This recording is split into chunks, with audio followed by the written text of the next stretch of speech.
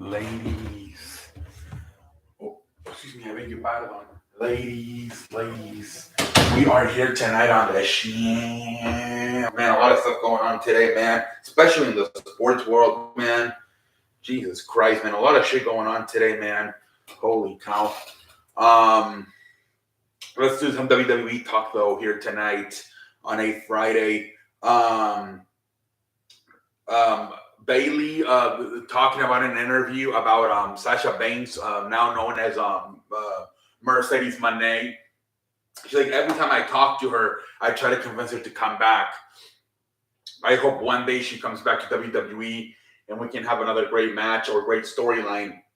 Yeah, Bailey, I think you battle on. Mercedes Moné she signs like short-term contracts. She has not signed like a long-ass, like 3-year contract to commit to a certain company. So it's always possible, I guess. But she really butted heads towards the end with Vince McMahon.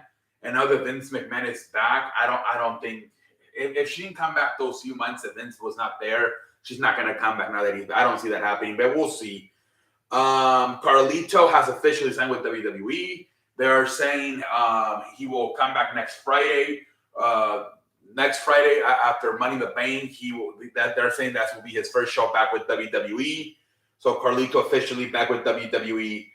NXT, they're saying they're finally thinking about going back on the road because for the last 3 years they've been doing all the shows in Florida and Orlando, Florida. But before that, they were going on the road. But then when the pandemic happened, they stayed in Florida. And for some reason, they have not gone out. They have just stayed in Florida the whole time.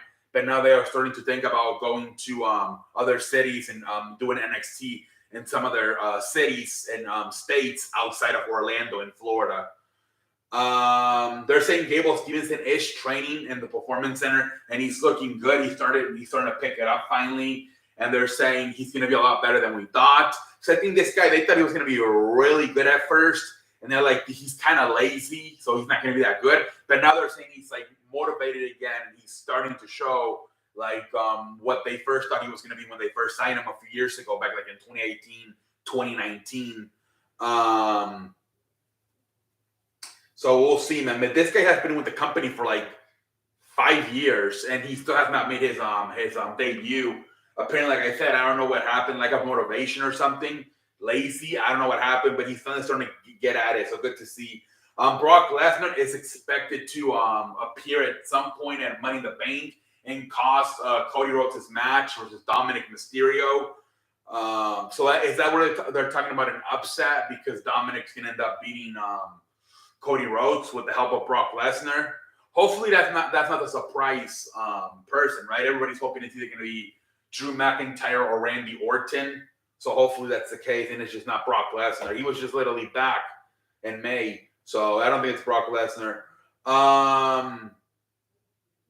Shotzi and Liv Morgan were doing an interview, and they talked about maybe the next step for the woman is to get their own weekly show.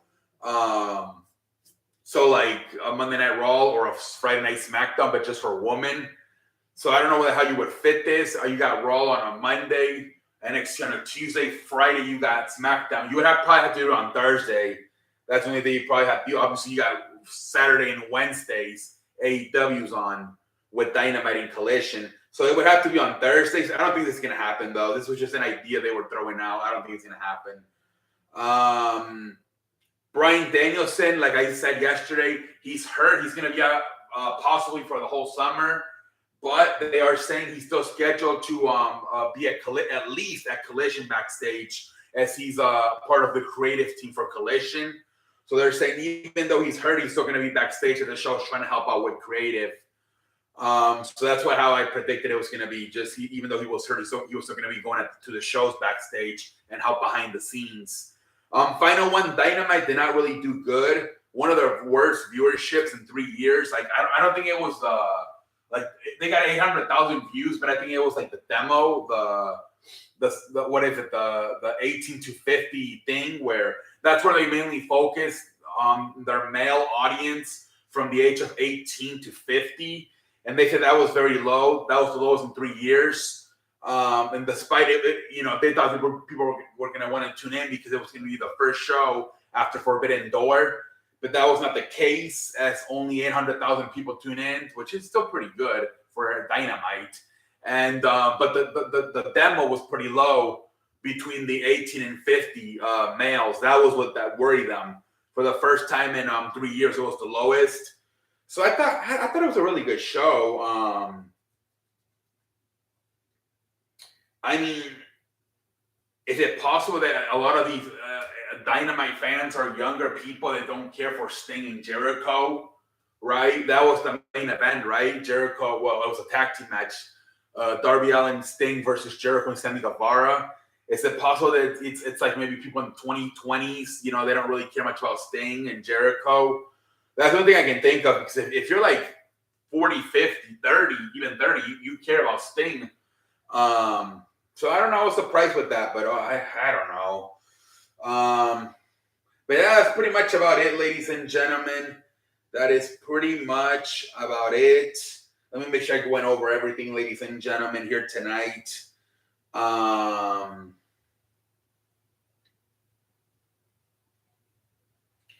right, I went over everything. All right. Holla.